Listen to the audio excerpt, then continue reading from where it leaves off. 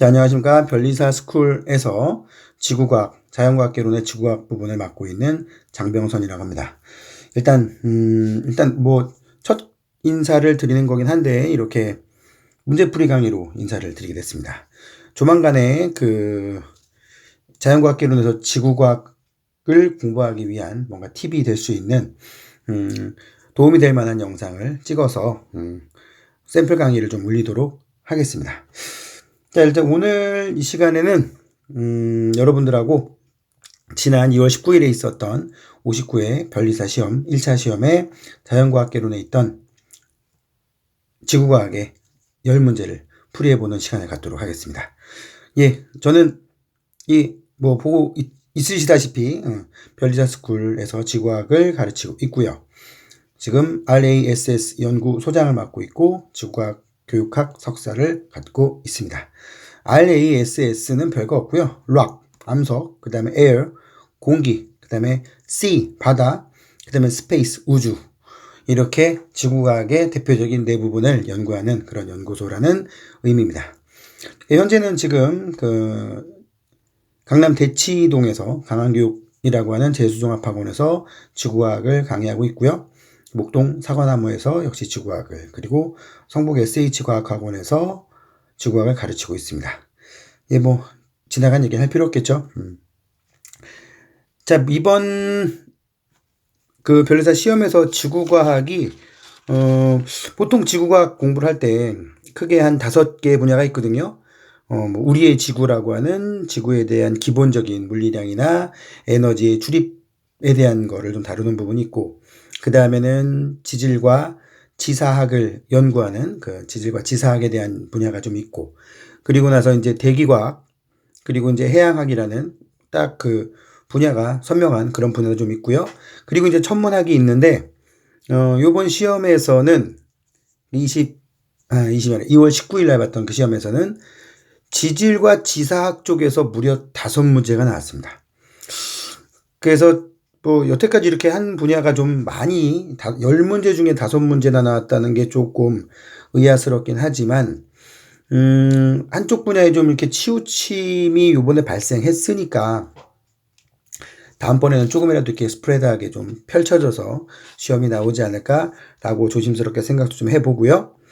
아무튼 크게 5개의 분야가 있는데 요번에는 지질과 지사학에서 5문제, 그 다음에 천문학에서 3문제, 그 다음에 대기과학에서 2문제가 나왔습니다. 그러니까 해양학과 그 다음에 우리의 지구의 기본적인 물리량, 에너지 출입에 대한 얘기들은 이번엔 출제되지 않았습니다.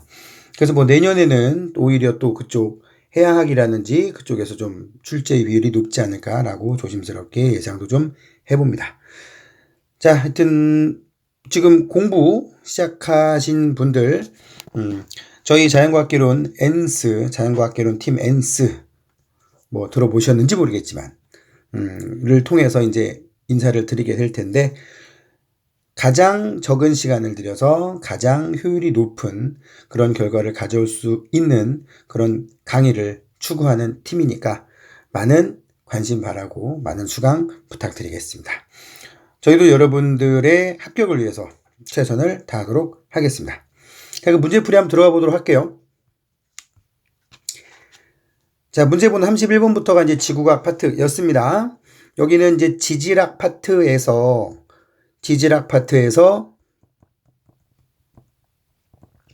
판구조론, 그 다음에 지진대에 대한 얘기였습니다. 그 다음에 지진대까지 여기에 대한 문제들이었는데 조금 암기할 내용이 좀 있고요.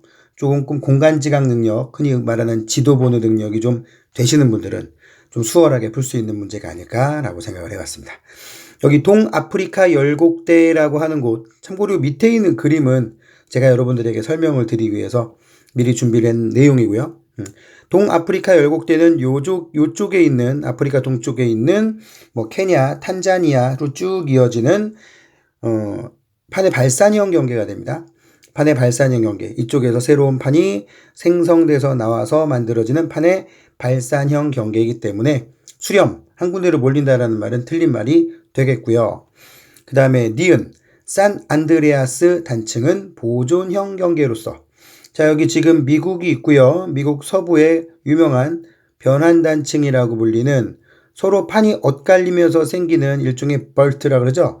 벌트, 제가 발음이 좀 안 좋아서 단층대가 나타나게 되는데, 이런 곳은 보존형 경계, 생성 소멸하고 상관이 없기 때문에 보존형 경계라는 용어를 쓰고, 주로 표면에 가까운 지진, 얕을 천자를 써서 얕은 지진이 일어난다라고 합니다. 맞는 말이 되겠고, 그 다음에 히말라야 산맥은 아시다시피 인도와 유라시아판 사이에 끼어 있는 높은, 세계의 지붕이라고 불리는 높은 산맥들이고, 대륙판과 대륙판의 수렴형 경계입니다. 그러니까 여기는 수렴형 경계라는 말은 맞는데, 대륙판과 해양판이 아니라 인도라는 지역과 유라시아라는 지역이 전부 다 대륙판이기 때문에 디귿 선지는 틀린 게 되겠네요. 정답은 2번이 되겠습니다. 그 다음 32번 보겠습니다. 지진과 지진파에 대한, 지진이라고 하는 진동, 파동 에너지가 발생을 하게 되면 파동 에너지가 발생한 지점을 대부분 땅속이 되겠죠? 요것을 진원이라고 부르고, 이 진원에서 올라온, 그러니까 예를 들어 여기 이렇게 지표면이 이렇게 있다고 치고, 여기가 지표면이고 여기가 땅속에 지진이 났다.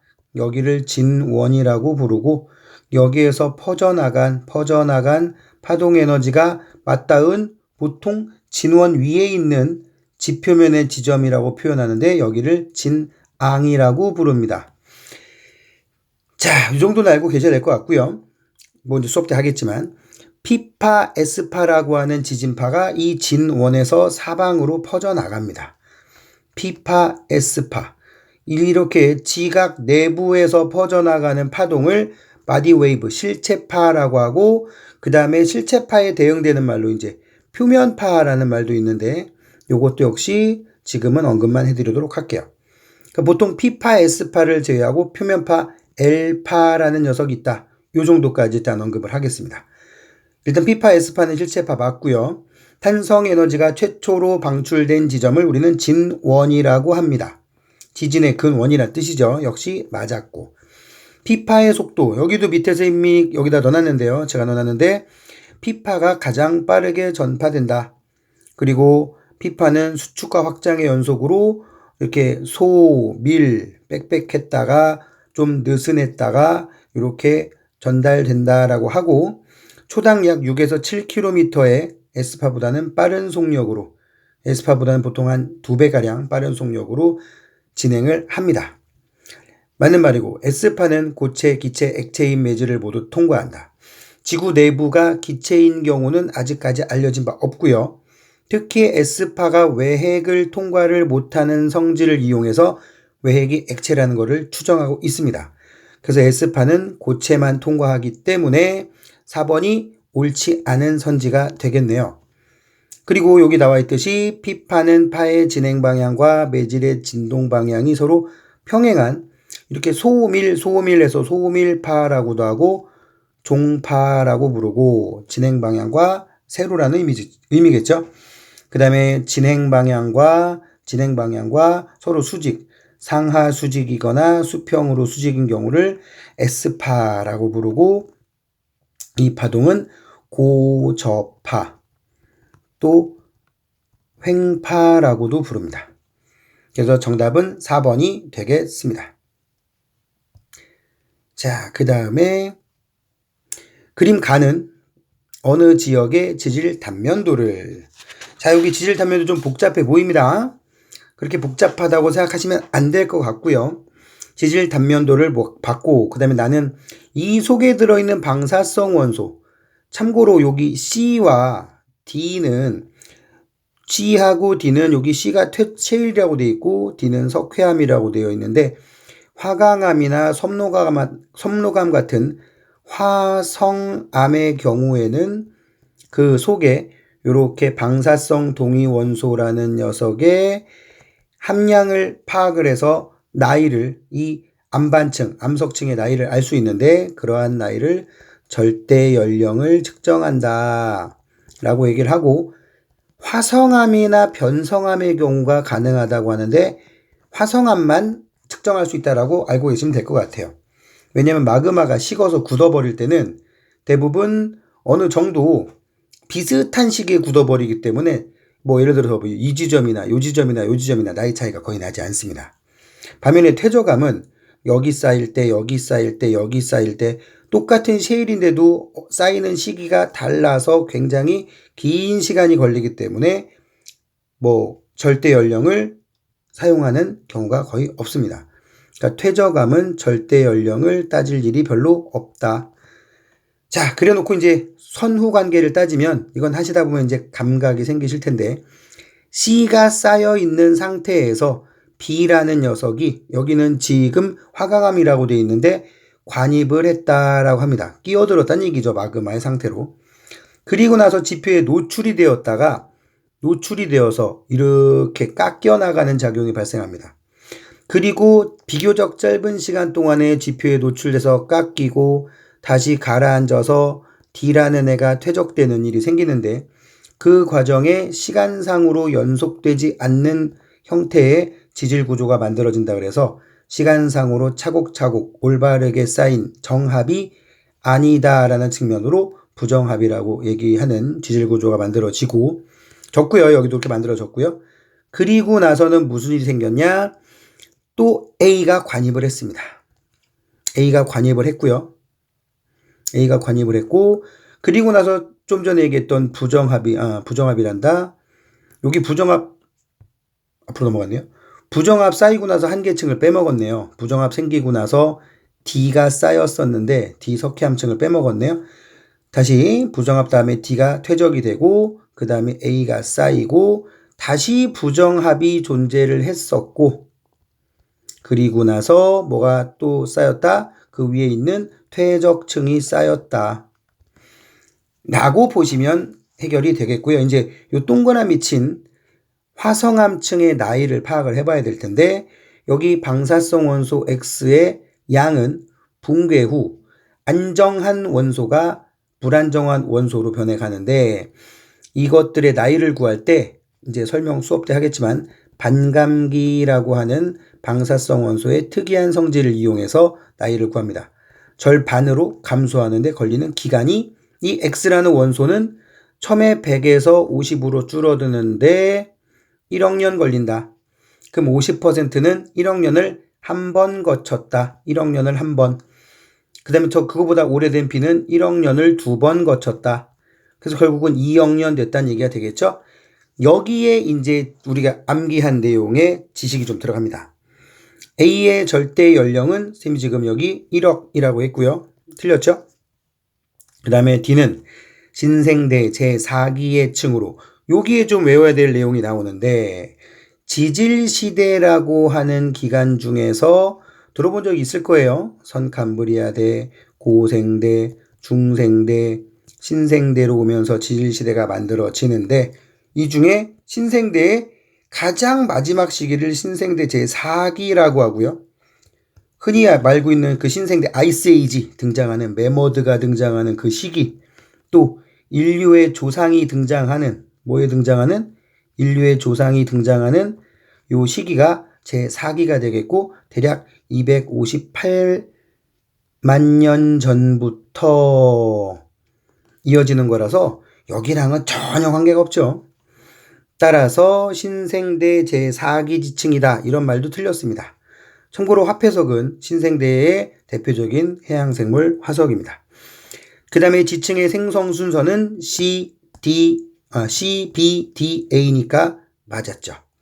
이렇게 복합적으로 지질도를 분석하는 경우도 출제가 빈도수가 점점 늘어나고 있으니까 철저히 공부를 해놔야 될 것 같습니다. 자, 그 다음에는 이제 34번으로 가보도록 하겠습니다. 여기는 이제 그 우리나라 지질의 역사에 대한 얘기인데 여기는 좀 암기할 게 굉장히 많은 내용이라서 오늘은 좀 간단히 언급하고 넘어가도록 하겠습니다. 굉장히 어려운 용어들, 대보조산운동, 경상누층군, 여기도 또 경상누층군, 평안누층군이라고 하는 것들이 막 나와 있는데 참고로 누층군이라는 말은 퇴적물이 누적돼서 쌓인 층이란 뜻이에요.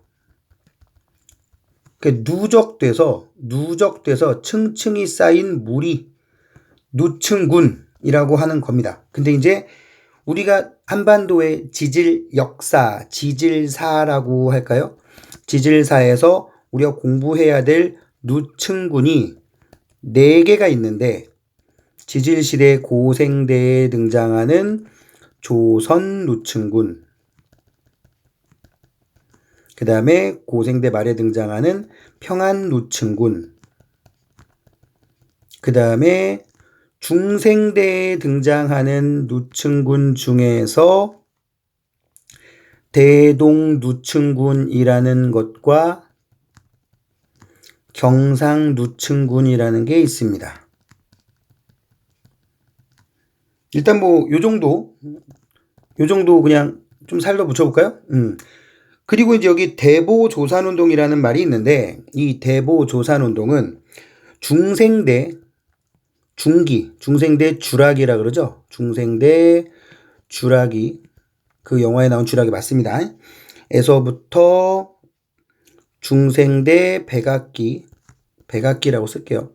참고로 이건 중생대 말기인데, 요 시기에 번성했던, 요 시기에 번성한 게 아니라 요 시기에 한반도와 중국 쪽에서 가장 격렬하게 일어났던 산과 산맥을 만드는 여러 가지 힘을 받은 운동으로서 그 이후에 경상누층군이 생겼다.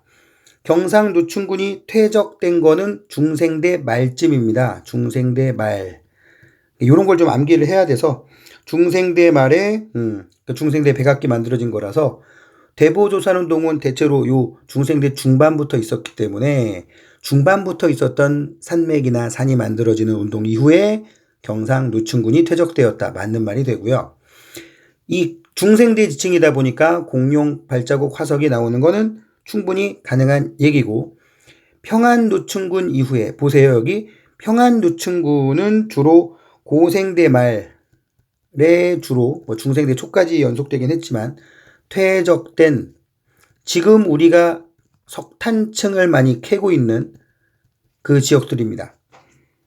그래서 평안누층군 이후에는 화강암류의 관입이 일어나지 않았다. 틀렸는데, 선생님이 여기다 퇴적층만 얘기를 했지만 고생대 이후에 우리나라 전역에 화강암이라고 하는 암석이 굉장히 지하 깊은 곳에서부터 지표까지 흘러넘치게 됩니다. 흘러넘친 것도 일부 있고 흘러넘치지 못하고 땅속에서 굳어버린 것도 있는데, 이런 것들이 현재 노출되어서 약 1억 년, 2억 년 후인 지금 노출되어서 금강산, 설악산, 저기 서울의 북한산, 그 옆에 있는 도봉산과 같은 화강암 봉우리로 노출되어 있는 겁니다. 이런 화강암의 관입이 있었는데, 이때 화강암을 대보화강암, 대보조산운동하고 좀 비슷하죠. 대보화강암이라고 하고, 중생대 말에는, 그러니까 이게 대보화강암이 중생대 초기라고 한다면 중생대 후기에는 불국사 화강암이라고 하는 경상도 지역을 많이 뚫고 나온 화강암까지 존재하게 됩니다. 그렇기 때문에 평안누층군 이후에 없었다라는 말은 틀린 선지가 되겠습니다. 정답은 3번이죠. 요 부분이 좀 암기해야 될 내용이 많은 부분이니까 나중에 제가 요약을 해서 또 알려드리는 시간이 있었으면 좋겠습니다. 자, 그 다음에 35번. 드디어 천문학으로 넘어가네요. 자, 천문학에서 이제 가장 기본적인 개념, 특히 별에 대한 물리량을 따져보기 위해서 기본적인 개념이 몇 개 있는데, 그 중에 별의 등급과 밝기, 또 별의 거리와 밝기, 별의 밝기를 표현하는 2가지 일종의 등급에 대한 표시, 겉보기 등급과 절대 등급, 이렇게 제가 자료를 모아 놔봤는데, 여기에 나와 있는 개념을 한번 볼까요? 일단 문제풀이에 필요한 것만 한번 얘기를 해볼게요. 겉보기 등급, 절대 등급이라고 하는, 거리를 따지지 않고 보이는 밝기를 따지는 거를 겉보기 등급이라고 하고, 모든 별의 실제 밝기를 따져보기 위해서 10파색 32.6광년이라고 보통 얘기를 합니다. 32.6광년, 1광년, 2광년 이런 말은 들어보셨죠? 자, 여기 파색이란 단위도 있는데 별까지의 거리를 알아보는 단위 중에서 1파색이란 단위가 있는데 연주시차라고 하는 것이 1초인 별까지의 거리를 우리는 1파색이라고 부르고 이게 3.26 광년 정도 됩니다. 그래서 요게 이제 거리를 나타내는 단위 광년과 함께 쓰이고 근데 뭐 별들까지의 거리는 여기처럼 100파색일 수도 있고 200파색일 수도 있고 심지어 뭐 500메가파색일 수도 있습니다. 엄청나게 큰 단위죠. 10의 6제곱까지 들어가는 거니까. 그런데 겉보기 등급은 이제 눈에 보이는 밝기라고요. 그리고 또 여러분들 조심해야 될 게 등급은 작을수록 등급이 작아야 밝다 또는 밝게 보인다가 되는 겁니다. 굉장히 중요. 그런데 거리가 100파색에 있는데 3등급으로 보인답니다. 그런데 절대 등급을 따지기 위해서 이 녀석을 10파색으로 끌고 온대요. 자, 여기 보세요. 별의 밝기는 거리의 제곱에 반비례. 물리에서 파동 에너지 중에 구면파라는 게 있는데 별빛도 구면파라서 거리가 멀어지면 단위 면적당 도달하는 에너지가 감소합니다. 얼마나 감소하느냐? 밝기는 거리의 제곱의 역수. 그래서 100파색에 있는 거를 10파색까지 끌고 오게 되면 거리가 10분의 1로 줄죠? 그죠? 그럼 제곱분의 1이니까 역수 취하면 100배가 되는 겁니다. 몇 배? 100배. 그러면 여기 있는 별이 10파색까지 끌고 왔더니 엄청 밝아졌다. 100배 밝아졌다. 그럼 100배 밝아지면 등급은 여기 100배. 몇 등급? 6등급으로 보이는 게 1등급이 되는 거니까 여기는 3등급이었던 역에서 5등급 올라가면 그렇죠. 빼기 5해서 마이너스 2등급이 나와야 되는 거죠. 그래서 정답은 1번이 되겠습니다. 36번 대기과학에 관련된 개념 중에서 대기권의 구조입니다. 일단 명칭 A를 대류권이라고 하고 B를 성층권이라고 합니다. 뭐 성층권에서 이 아래쪽에는 여러분들 알고 있는 오존층이 존재하고요. 자외선 흡수 많이 들어보셨죠? 자, 기억. 대기권 계면, 대기권이라 대류권 계면. 여기 전체를 대기권이라고 얘기를 하고 대기권은 크게 수직으로 올라간다면 대략 1000km까지라고 보는데 뭐 거기까지 우리 다를 일은 거의 없어요. 이 대류권, 성층권, 중간권, 열권 사이의 경계면들을 권과 권 사이의 경계면, 그래서 권계면이라고 하는데 아래층 이름 붙입니다. 그럼 대류권 계면, 여기는 성층권 계면, 그럼 그 위에는 중간권 계면 이렇게 되겠죠. 뭐 언급을 안 할게요. 대류권 계면의 높이는 즉 대류권의 높이는 적도에서 높고 극지방에서 낮습니다. 이유는 두 가지입니다. 지구 자전에 의한 원심력이 가장 큰 곳 적도고요. 기온도 높아서 공기 자체의 부피가 큰 곳도 적도입니다. 그래서 기억은 틀렸어요. 기상현상은 A에서 일어난다. 오케이. 왜? 대기가 위로 올라갈수록 차가워지니까 대류가 발생할 수 있고 또 수증기가 존재하기 때문에 가능한 소리입니다. 니은 맞았고요. 디귿. B에서는 오존층이 자외선을 흡수하여 온도가 상승한다. 오케이. 과거에 오존층이 생기기 전에 지구 대기의 구조를 보게 된다면 이렇게 지금 여기 중간권 꼭대기로 얘기해지는 데까지 기온이 계속 떨어졌었고 약 지금으로부터 4억 1000만 년 전쯤에 O3층이 20에서 30km 높이에 만들어지게 되면서 오존층이 열에너지를 흡수해서 이런 구조로 이제 바뀌었다는 거 알고 계시면 좋겠습니다. 그래서 오존층이 있기 때문에 이렇게 성층권과 같은 층도 만들어졌다는 거 정답은 4번이 되겠네요. 자, 그 다음 37번. 굴뚝의 연기가 원추형으로 이렇게 원추형, 원뿔형 모양으로 퍼져나가는 모습을 나타낸 거다.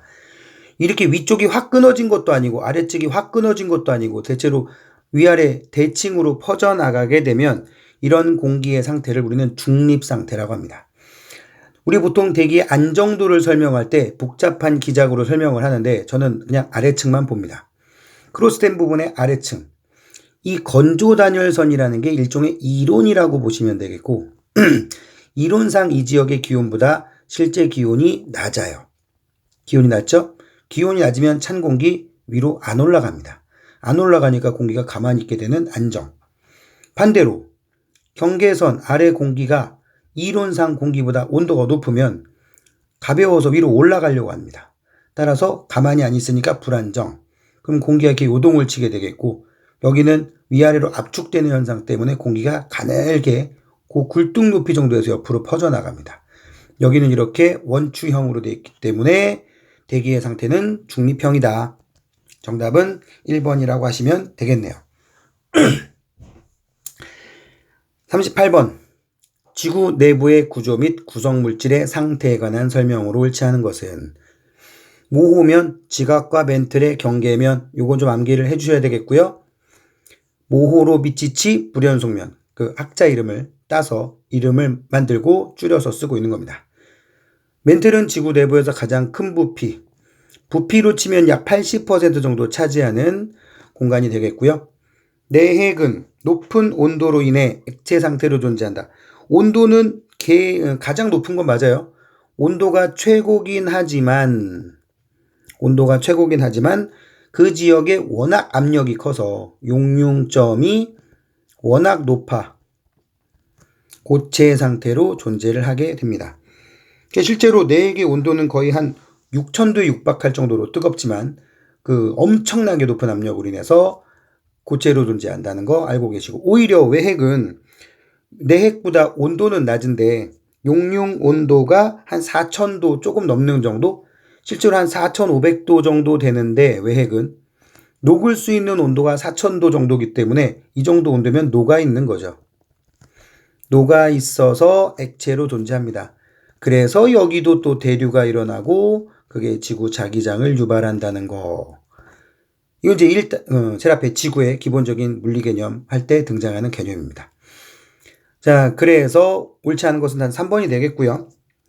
상부 멘틀에는 지진파의 속도가 느려지는 저속도층, 대략 100에서부터 400km에 이르는 깊이에 연약권이라는 부분이 있는데 이 적은 또 멘틀 자체는 고체임에도 불구하고 유동성 고체, 약간 흐를 수 있는 성질을 갖고 있는 고체 부분이라서 속도가, 지진파의 속도가 느려지는 층이 존재한다고 볼 수가 있습니다.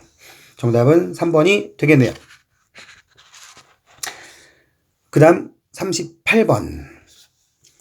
자, 이거는 이제 계절에 따른 태양의 일주 운동이고요. 이렇게 되면 하진날, 동진날, 춘추분날 관측자를 향해서 내리쬐는 햇빛의 강도, 즉 태양의 입사각이 달라지게 됩니다. 그것 때문에 계절 변화가 생기죠.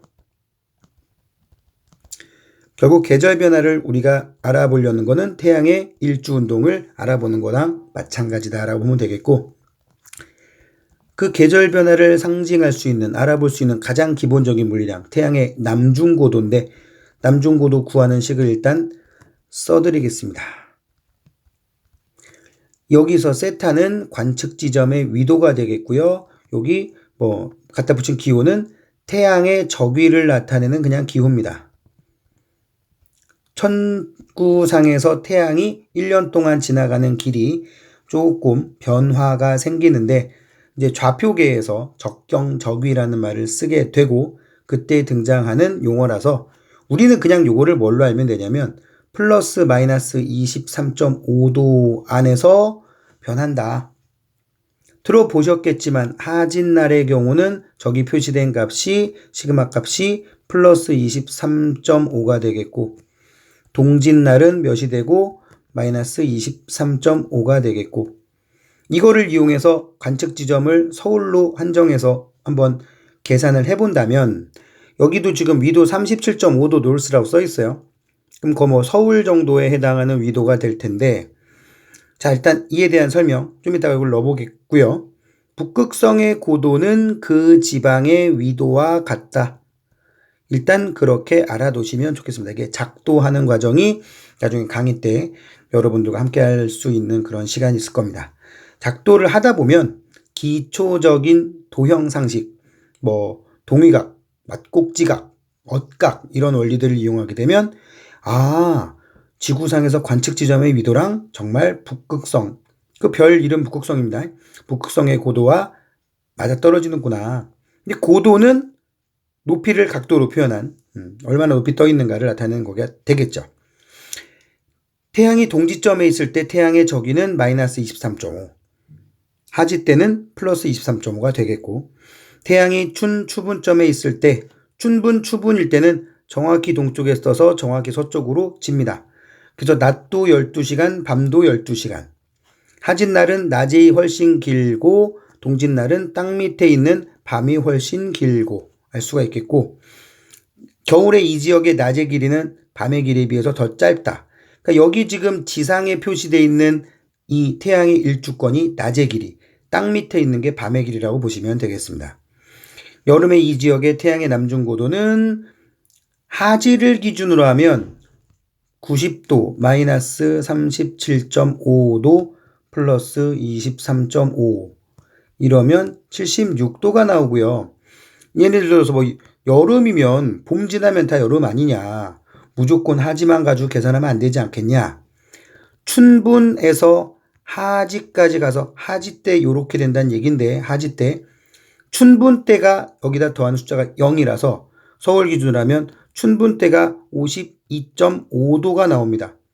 심지어 춘분, 참고로 올해 춘분은 3월 21일이었는데 그때도 52도보다 크단 말이죠. 따라서 여름에 이 지역의 태양의 남중 고도는 무조건 춘분 때보다 클 테니까 52보다는 큽니다.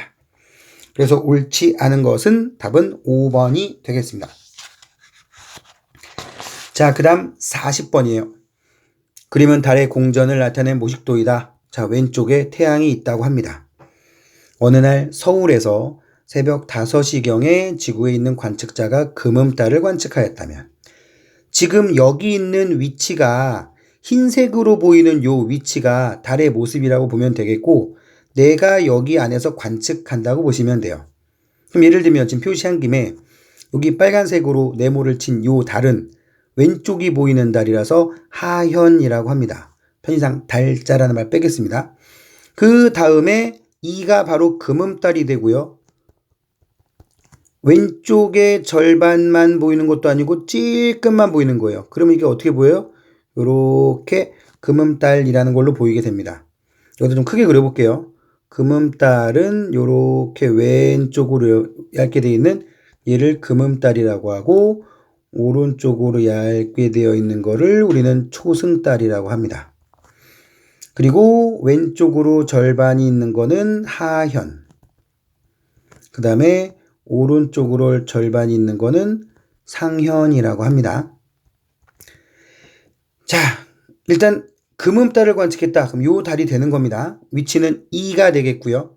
자, 그리고 지구 자전 방향을 한번 보시면은요, 이 자리에 있을 때는 태양이 있는 이 위치, 이 그림상으로 지금 9시 방향쯤 되는데 9시 방향보다 지구가 자전하다 보면 먼저 보이게 됩니다.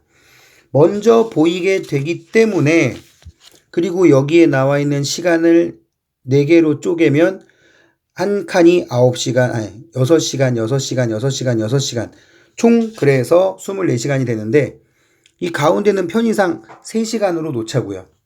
그렇게 되면 어떻게 되느냐? 여기 나와 있듯이 금음달, 뜨고 지는 시각이 나와 있죠? 그래서 태양보다 3시간 먼저 뜨고, 먼저 남중하고, 먼저 진다.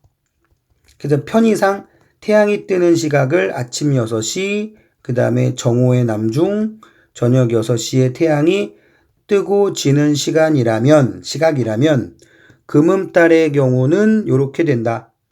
따라서 3시간 먼저 뜨니까 새벽 3시에 뜬다고요. 동쪽 하늘에서. 그런데 여기서 주어진 시간은 새벽 5시니까 뜨고 2시간이 경과한 시점이기 때문에 뭐 뜨면 태양이든 달이든 별이건 거의 약간의 오차는 있지만 1시간에 15도씩 동쪽에서 서쪽으로 돌아갑니다. 물론 그 사이에 남쪽을 살짝 지나죠. 따라서 이 금음달도 동쪽에서 떠서 살짝 남쪽으로 치우친, 그러니까 동쪽에서 떴다고 치면 이쪽을 동쪽이라고 해볼게요. 이쪽을 서쪽이라고 치고 이쪽을 남쪽이라고 치면 동쪽에서 떠서 남쪽으로 지나 서쪽으로 지는데 한 여기쯤 와 있겠죠. 그죠? 뜬 지 얼마 안 됐으니까. 따라서 남동쪽에 위치할 것이다. 정답은 5번이 답이 되겠습니다. 좀 어려워 보이는 경향이 없진 않지만 뭐 그렇게 심화된 내용으로 여러분들에게 천문학을 통해서 괴롭히는 일은 없었습니다. 여태까지. 그렇기 때문에 여러분들 자신감을 갖고 문제를 풀면 충분히 푸실 수 있는 문제니까 저희 별리아스쿨 자연과학 개론팀 NS에서 합격의 기쁨을 함께 하십시오. 지금까지 지구과학 해설 강의 장병선이었습니다. 빠른 시일 내 현장에서 뵙도록 하겠습니다.